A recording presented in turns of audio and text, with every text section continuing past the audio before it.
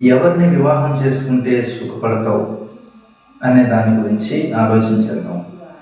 అంటే ఎవరిని వివాహం చేసుకోవాలి? నిన్ను ప్రేమించే వారిన? ఈ రోజుల్లో ప్రేమ బాగా ట్రెండ్ అవుతుంది.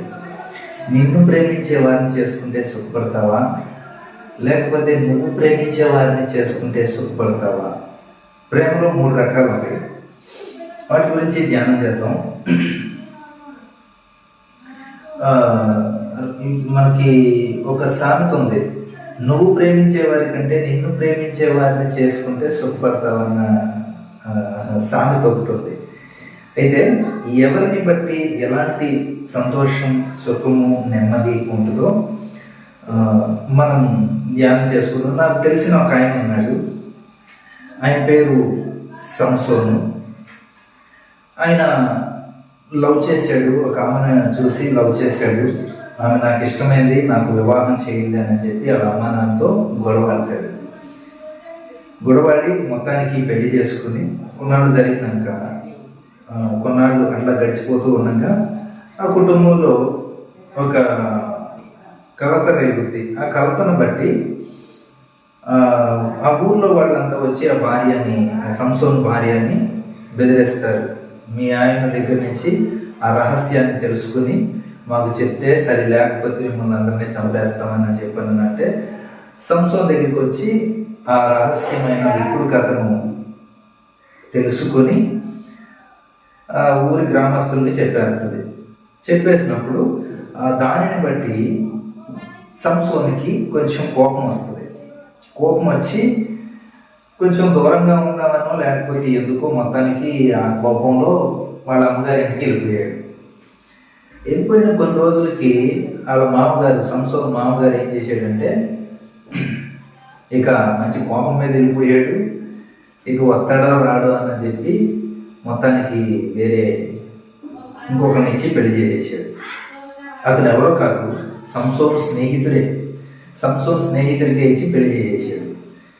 అంటే ఒక విషయం గమనించాల్సింది ఏంటంటే, ఇతను ప్రేమించి పెళ్లి చేసుకున్నాడు. ప్రేమించి పెళ్లి చేసుకుంటే భార్య ఆలోచించాలి ఒక విషయం, నా భర్త నన్ను ప్రేమించి నన్ను బాగా ఇష్టపడి చేసుకున్నాడు, అందరినీ ఒప్పించి ప్రేమించి పెళ్లి చేసుకున్నాడు. నా భర్తకి నేను లోబడి లేకపోతే ఆయన్ని సంతోషపెట్టే విధంగా ఆయనను మాత్రమే నేను కలిగి ఉండాలన్న ఉద్దేశం ఆమెకు లేదు. ఈయన మాత్రం ఆమెను కావాలనుకున్నాడు, మొత్తానికి పెళ్లి చేసుకున్నాడు. చిన్న కోపం వచ్చింది, మనస్పర్ధలు వచ్చినాయి. వాళ్ళ అమ్మగారి ఇంటికి వెళ్ళేప్పటికీ, వాళ్ళ అమ్మ ఇంటికి వెళ్ళేసరికి ఇక వెళ్ళిపోయాడు, రాడు, వదిలేసి ఉంటాడని చెప్పి ఆ నాన్న ఏం చేశాడంటే, అంటే సంసోన్ వాళ్ళ మామగారు మొత్తానికి వాళ్ళ ఫ్రెండ్కే ఇచ్చి పెళ్లి చేసేసాడు. ఏమో పెళ్లి చేసుకున్నది నా భర్తను ఒక మాట అడగాలి అన్న ఉద్దేశం, లేదా నా భర్త మళ్ళీ నా కోసం వస్తాడు, నన్ను ఎంతగా ప్రేమించి పెళ్లి చేసుకున్నవాడు అన్న జ్ఞానం ఏమికే లేదు. మామగారికి అంతకంటే లేదు. ఎందుకంటే మామగారేగా రేపింది, ఇంకొకరికి ఇచ్చి పెళ్లి చేసేది. ఇది మనము ప్రేమించి పెళ్లి చేసుకుంటే జరిగిన విషయం ఇది. అయితే ఇది ఇలాగా ఉంటే, నిన్ను ప్రేమించే వారిని చేసుకుంటే, ప్రేమించబడి పెళ్లి చేసుకుంటే, అంటే ఇతరులు మనల్ని ప్రేమిస్తే వాళ్ళని చేసుకుంటే సుఖపడతాం. ఇది ఒక నానుడు ఉంది. అయితే ఇంకొక వ్యక్తి నాకు తెలిసిన ఆయన ఉన్నాడు. ఆయన పేరు దావీదు. దావీదు మంచి అందగాడు, యుద్ధవీరుడు, మంచి గిటారిస్ట్, అంటే మంచి పాట పాడగలడు, ఆరాధన చేయగలడు, మంచిగా పాటలు పాడగలడు, కత్తి పట్టుకుని యుద్ధం చేయగలడు, కత్తి లేకుండానే యుద్ధం చేయగలడు, ఏదైనా చేయగలడు. అట్లాంటి మంచి నైపుణ్యత కలిగిన వ్యక్తి, అందగాడు. అలాంటి వ్యక్తిని మీకాల్ అనే ఒక ఆమె బాగా లవ్ చేసింది. సౌలు కుమార్తె మీకాల్ అనే ఒక ఆమె లవ్ చేసింది. ఆమె పెళ్లి చేసుకుందామని ప్రేమించి మొత్తానికి ఇష్టపడిందని వాళ్ళ నాన్న తెలుసుకుని మొత్తానికి పెళ్లి చేసేసాడు. పెళ్లి చేసినాక వీళ్ళ కుటుంబంలో కూడా అలాగే కొన్ని మనస్పర్ధలు, ప్రతి కుటుంబంలోనూ మనస్పర్ధలు వస్తాయి. అంటే చిన్న చిన్న విభేదాలు, లేకపోతే చిన్న చిన్న తేడాలు ఉంటాయి. వాటిని భూతత్వంలో పెట్టి చూసుకుని అవే అవే నిజం, అయ్యే నిజం, అయ్యే నిజం అని చెప్పి మనుషుల్ని వేరు చేసేసి విడతీసేసే అంత గాలి తీయకూడదు. వీళ్ళ కుటుంబంలో కూడా అలాగే జరిగింది. ఎవరో వచ్చారు, ఈయన యుద్ధం చేసి వస్తే, గొలియాతును చంపొస్తే సౌలుకు 1000 కొలది, దావీదుకు 10,000 కొలది అని చెప్పి బయటోడు చెప్పిన మాటకి ఈయన గుండెల్లో అసూయ పుట్టింది. అసూయ పుట్టి, వామ్మో ఈడు ఉంటే మనకి మన రాజ్యానికే ఎసరు వస్తుంది, మన రాజు స్థానానికే ఎసరు వస్తుంది, ఒకవేళ మన రాజ్యాన్ని ఆక్రమించుకుంటాడేమోనని చెప్పి సొంత అల్లుడిని చంపేయాలని ప్రయత్నం చేస్తాడు. అది తన కూతురైన మీకాలు తెలిసింది. మీకాలు తెలిసి నిన్ను చంపేయాలనుకున్నాడు మా నాన్న, కాబట్టి నువ్వు ఇక్కడి నుంచి తప్పించుకుని వెళ్ళిపోవాలని చెప్పి ఆయన కిటికీలో నుంచి కిందకు దింపేసి పంపించేసింది. మొత్తానికి బాగానే ఉంది, తప్పించుకుని వెళ్ళిపోయాడు. తప్పించుకుని వెళ్ళిపోయినాక జరిగింది ఏంటంటే, కొన్ని రోజులు తర్వాత సౌలు కూడా ఇదే పని చేశాడు. సంసోనుకి ఏ విధంగా జరిగిందో సౌలు కూడా దావీదు భార్య అయిన మీకాలుని ఇచ్చి వేరొకరికి ఇచ్చి పెళ్లి చేసేసాడు. అంటే కొన్ని రోజుల్లోనే. అంటే ఏంటి ఈ తొందరపాటు, ఏంటి ఈ విచ్చలవిడితనం ఏంటి అని అంటే, నువ్వు ఎక్కడ చూసినా సుఖపడేది లేదు. నువ్వు ప్రేమించి చేసుకున్నా సుఖపడేది లేదు, లేదా నిన్ను ప్రేమించే వారిని చేసుకున్నా అక్కడ మనశ్శాంతి అనేది ఉండదు. ఎందుకని ఉండదు అని అంటే, ఒకరిని ఒకరు తగ్గించుకోవటం, ఒకరినొకరు అర్థం చేసుకోవటం, లోబడటం అనేది లేదు. ఎవరి కాళ్ళే మూర్ఖత్వం. నాకు తెలుసు అంటే నాకు తెలుసు, నేను చెప్పింది తినాలంటే నేను చెప్పింది తినాలి. అలాంటి పరిస్థితుల్లో కుటుంబాలు విడిపోతున్నాయి. కాబట్టి మీకాలు దావీదును బాగా ప్రేమించింది. ప్రేమించిన ఈ మీకాలు దావీదు వెళ్ళిపోయినాక వాళ్ళ నాన్న సౌలు వచ్చి మీకాలుతో అంటాడు, నీకు ఇంకొక వివాహం చేస్తాను కాబట్టి నువ్వు సిద్ధపడానని చెప్పానంటే, అమ్మగారు మంచిగా రెడీ అయిపోయింది. అరే, అంతకుముందేమో దావీదును బాగా లవ్ చేసింది కదా, దావీదును లవ్ చేసిన, దావీదును ప్రేమించిన ఈ మీకాలు ఇప్పుడు ఇంకో పెళ్ళి అనగానే కసక్క రెడీ అయ్యింది. అమ్మగారు ఏంటో మరి ఎంత దూకుడు మీద ఉంది అంటే, మన వాళ్ళ ప్రేమ ఎంతవరకు? కొంతవరకే. ఈ ప్రేమను నాకు నేను బాగా ప్రేమించి మరీ వివాహం చేసుకున్నాడు. ఆయన అందగాడు, రాజ్యాన్ని పరిపాలించగలిగే సామర్థ్యం అతని దగ్గర ఉంది, రాజుకు అల్లుడు అని చెప్పి ఆమె ఎక్కడ ఆలోచన చేయలే. పోనీ అల్లుడు పొజిషన్ ఏంటి అని చెప్పి మరొకసారి పిలుద్దాం, ఈయన బట్టి నాకు ఎందుకు, సరే దూరంగా ఉంచి వీళ్ళ జీవితాన్ని సెట్ చేద్దాం అని చెప్పి అన్న ఆలోచన సౌలు కూడా అలాంటి ఆలోచన లేదు. పైపెచ్చు సొంత కూతుర్ని విధవరాలు చేద్దాం అనుకుంటున్నాడు, సొంత అల్లుడిని చంపేసి. ఎంత మూర్ఖత్వం చూడండి, ఎంత గుడ్డితనంలో ఉన్నాడో చూడండి. సాధారణంగా ఎవరైనా సరే కూతురు జీవితం నాశనం అయిపోవాలని, సొంత ఇంటిలో వాళ్ళ జీవితం నాశనం అయిపోవాలని ఏ మూర్ఖుడన్నా అనుకుంటాడా? అంత మూర్ఖుడు ఈ సౌలు తన కూతురు జీవితాన్ని పాడు చేయాలని ప్రయత్నం కాదు, పెద్ద యుద్ధమే చేశాడు. కూతురుని విధవరాలు చేయాలనుకున్నాడంటే ఎట్లాంటి మూర్ఖుడు చూడండి. కాబట్టి ఇలాంటి మూర్ఖులు కుటుంబంలో ఉంటారు. ప్రతి కుటుంబంలోనూ మూర్ఖులు ఉంటారు. కాపురాలు విడదీసేసి భార్యాభర్తలు మధ్యలో దూరి వాళ్ళు అదని ఇదని నానా రకాలుగా గొడవ పెట్టేసి ఆమె చెల్లాచెదరు చేసేసేవాళ్ళు ఇట్లాంటి కుక్కలు పుష్కలంగా ఉంటారు భూమి మీద. ఎక్కడ చూసినా లాడిపోతారు అన్నమాట. ఇలాంటి వాళ్ళని బట్టి కాపురాలు, కుటుంబాలు చెడిపోతాయి. అయితే ఇంకొక విషయం చెప్తా. మరి నువ్వు ప్రేమించి చేసుకున్నా సుఖం లేదు, నిన్ను ప్రేమించే వారిని చేసుకున్నా రెండు సేమ్. అంటే ఎక్కడ చూసినా పునరావృతం అవుతుంది సమస్య. అయితే ఈ రెండు విషయాన్ని చూసాం కదా, మరొక విషయం చూద్దాం. ఆయన పేరేంటంటే యోసేపు, ఆమె పేరు మరియా. దైవభక్తి కలిగిన స్త్రీ. దేవునితో మమేకమైపోయి ప్రార్థనాపూర్వకంగాను దేవుని అందు భయభక్తులు కలిగిన స్త్రీ. ఆమెతో దేవుడు మాట్లాడి, నువ్వు ఒక కుమారుని అంటావు, ఆయనకి యేసు అని పేరు పెడతావని చెప్పానంటే ఆమె కొన్ని ప్రశ్నలు వేసి దానికి ఓకే అని చెప్పి అననేస్తుంది. ఎందుకని? దేవుడి మాటకు ఆమె అంగీకరించింది. ఆమెను వివాహం చేసుకోవడానికి ఎంగేజ్మెంట్ అయిపోయింది ఈ యోసేపు.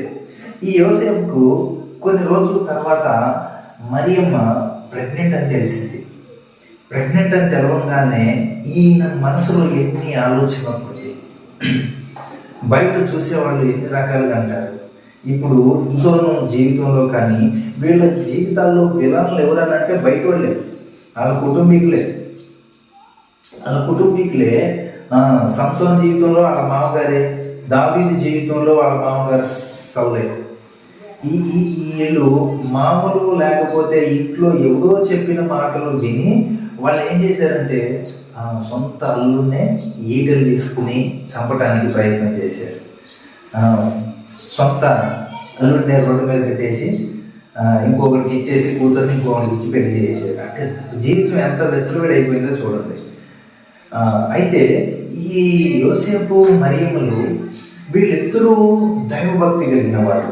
యోసేపు కూడా నీతిమంతుడై ఉండి దేవుడు చెప్పిన మాటను పర్ఫెక్ట్గా పాటించే దైవభక్తి కలిగిన వాడు, దేవుణ్ణి ప్రేమించేవాడు. నువ్వు ప్రేమించి చేసుకున్నా అక్కడ మనశ్శాంతి లేదు. నిన్ను ప్రేమించే వారిని చూసి చేసుకున్నా అక్కడ మనశ్శాంతి లేదు. మరి ఎవరిని చేసుకుంటే మనశ్శాంతి ఉంటుందని అంటే దేవుణ్ణి ప్రేమించే వారిని చేసుకుంటే ఆ కుటుంబం నెమ్మదిగాను సుఖంగాను సంతోషంగాను అభివృద్ధి చెందుతూ ఒలివ మొక్కల వలె లేకపోతే ఫలించే ఒక కుటుంబం లాగా ఉంటుంది. కాబట్టి యోసేపు మరియమ్మలో దేవుణ్ణి ప్రేమించేవాడు. మరియమ్మతో దేవుడు మాట్లాడి, నువ్వు గర్భవతి కుమారుని కంటావు, ఆయనకి యేసు అని పేరు పెట్టాలని చెప్పాను అంటే ఓకే డాడీ అని చెప్పి దేవునికి ఓకే చెప్పేసింది. తనను చేసుకోబోయే యోసేపు ఆమె గర్భవతి అని తర్వాత తెలుసుకుని ఆమె విషయంలో చాలా అభ్యంతరపడి ఆమెను విడిచిపెట్టాలన్న ఆలోచనలో ఉంటాడు. అయితే ఆమెను విడిచిపెట్టాలన్న ఆలోచనలో ఉంటే దేవుడు మాట్లాడతాడు, ఆమె నీతిమంతురాలు, ఆమెను విడిచిపెట్టడానికి తొందరపడవద్దు అని చెప్పానంటే ఆమెను చేర్చుకుని ఆమెను సంరక్షిస్తాడు. అంటే ఈ విషయంలో నేను బాగా ఆలోచించేది ఏంటంటే,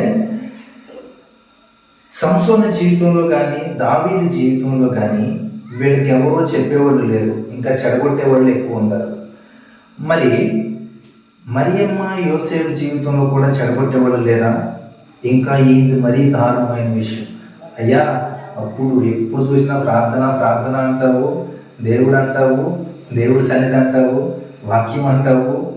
మరి ఇంకా దేవుడు నీకు ఒక ప్రెగ్నెంట్ ఇచ్చి పెళ్లి చేస్తున్నాడా అని చెప్పి ఎంత ఎగతాళి చేసి ఉంటారు.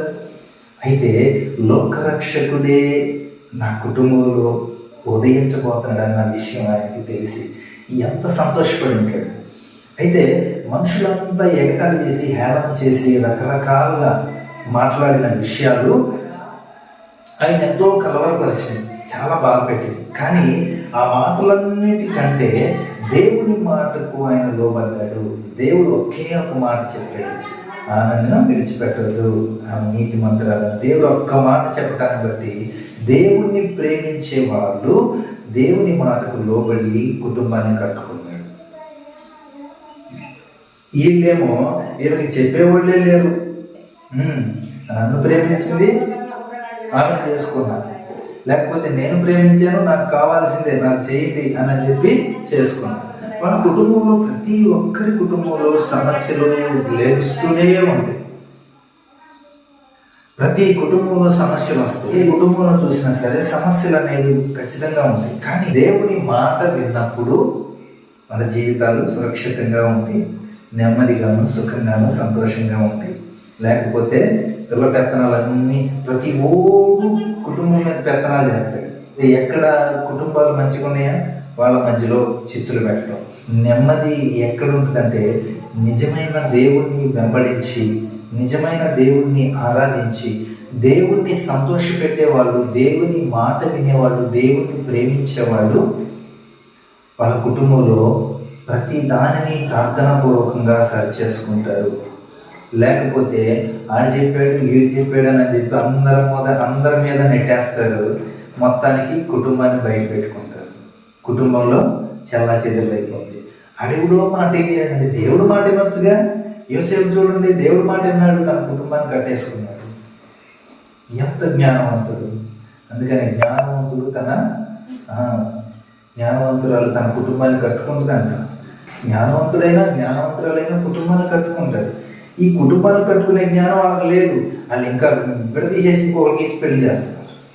కానీ యోసేపు మాత్రం చక్కగా దేవుని మాట విని తన భార్యను చేర్చుకొని ఆయనను కనువరకు ఆమెను ఎరగకుండా జాగ్రత్త పడ్డాడు, ఆమెను సంరక్షించాడు, ఆమెను కాచి కాపాడాడు. అయితే ఈ వేళ కుటుంబంలో కూడా చాలా సమస్యలు వచ్చినాయి. వీళ్ళు ఉండటానికే ఎటువంటి ఫెసిలిటీస్ లేవు. మరియమ్మ కనేటప్పుడు పురుటి నొప్పులు పడేటప్పుడు సత్రంలో ఖాళీ లేదని చెప్పి బయట చలిలో ఎంత ఘోరమైన విషయం. అలాంటప్పుడు కూడా ఆమె ఎంత ధైర్యంగాను, లేకపోతే ఆయన్ని విడిచిపెట్టకుండా, ఆయన ఆమెను విడిచిపెట్టకుండా ఎంత చక్కగా ఉన్నారు. ఎందుకని ఎంత పటిష్టంగా ఉన్నారు? ఎటువంటి దీనమైన పరిస్థితులైనా సరే వాళ్ళు దేవుని మీద ఆధారపడుతున్నారు, వాళ్ళు దేవుని వైపు చూస్తున్నారు. అలాంటప్పుడు ఎన్ని కష్టాలు వచ్చినా, ఆర్థిక పరిస్థితులైనా, చంపడానికి వచ్చినా వీళ్ళిద్దరూ ఏకం, వాళ్ళిద్దరూ ఒకటి. అప్పుడు వీళ్ళిద్దరూ కలిసి దేవుడిని మహిమపరుస్తున్నాడు. దేవుడేమో ఇదిగో ఎక్కడి నుంచి తప్పించుకుని అక్కడికి వెళ్ళు, అక్కడి నుంచి తప్పించుకుని ఇక్కడికి రా అని చెప్పి చక్కగా ఆయనతో మాట్లాడుకుంటూ వస్తున్నప్పుడు ఆయన కుటుంబాన్ని, ఆయనతో ఉన్న వారిని అందరినీ సంరక్షించుకుంటూ వస్తున్నాడు. నిజానికి నువ్వు చేయాల్సింది ఏంటంటే, నిన్ను ప్రేమించేవారిని కాదు, నువ్వు ప్రేమించేవారిని కాదు, దేవుణ్ణి ప్రేమించేవారిని, దేవుని చిత్తం కనిపెట్టి వివాహం చేసుకోండి. దేవుని చిత్తం కనుక చేయకపోతే ఏం లేదు, పిడితి మీద పెట్టి కొడితే బిల్లు మొక్కలు వేసినట్టు ఉంటుంది జీవితాలు. ప్రతి అడ్డగోళ్ళు మనుషులంతా వచ్చి సంసారాలు పాడు చేసేవాళ్ళు, కాపురాలు కూల్చేసేవాళ్ళు పుష్కలంగా ఉంటారు. మరి నువ్వు ఎవరిని ప్రేమిస్తున్నావు? లోకంలో నువ్వు ఆమె ప్రేమించాను, నాకు వీళ్ళు కావాలని చెప్పానని అంటున్నావా? ఎవరిని ప్రేమిస్తున్నావు? జాగ్రత్త. దేవుణ్ణి ప్రేమించి, దేవుణ్ణి ప్రేమించే వారిని వెతికి, దేవుని చిత్తం కనుక్కొని, ప్రభా నీ చిత్తమేనా అని ఆయనను కనిపెట్టి ఆయన మాట అనుసరించి చేసేవారు వారి జీవితాలు సుఖముగాను నెమ్మదిగానే ఉంటాయి. దేవుని వాక్యాన్ని బయటపెట్టేస్తారు. మనుషులు ఏదో ఆడేదో చెప్పాడు, ఇదేదో చెప్పాడు అని ఆటలు పట్టుకుని జీవితాన్ని నాశనం చేసుకుంటారు. పరీక్షించాలి, ఏది నిజం ఏది అబద్ధం దానిని నిదానించి చూడాలి. నువ్వు ప్రతి దానిని పరీక్షించి నిదానించి ఎవరి విషయంలో ఎంత పొరపాటు ఉందో గ్రహించి కుటుంబాన్ని సరి చేసుకోవాలి. అందుకనే ఇదిగో వీరి కుటుంబంలో జరుగుతున్న విషయం ఏంటంటే, దావీదు జీవితంలో కానీ సంసోను జీవితంలో కానీ ప్రధానంగా జరిగింది ఏంటంటే, వాళ్ళ మామూలు ఇద్దరు కుటుంబాన్ని పాడు చేయాలని, కుటుంబాన్ని నాశనం చేయాలని ప్రయత్నం చేసిన వాళ్ళే. వాళ్ళు తొందరపాటుతనంతోనో లేకపోతే అనాలోచితంగానో ఏదో విధంగా సంసారాలు వారి భార్యాభర్తలను విడదీసి వాళ్ళని నాశనం చేశారు. అయితే దేవుని వాక్యం సెలవిస్తుంది, శాపం వస్తుందంట. భార్యాభర్తలను విడదీసే వాళ్ళ మీదకి శాపం వస్తుందంట. ఈ శాపం వాళ్ళ మీదకి వచ్చింది. సౌలు దిక్కులేని సాగు చచ్చిపోయాడు యుద్ధానికి వెళ్ళి, తన ఇంటి మీద తానే పడి చచ్చిపోయాడు.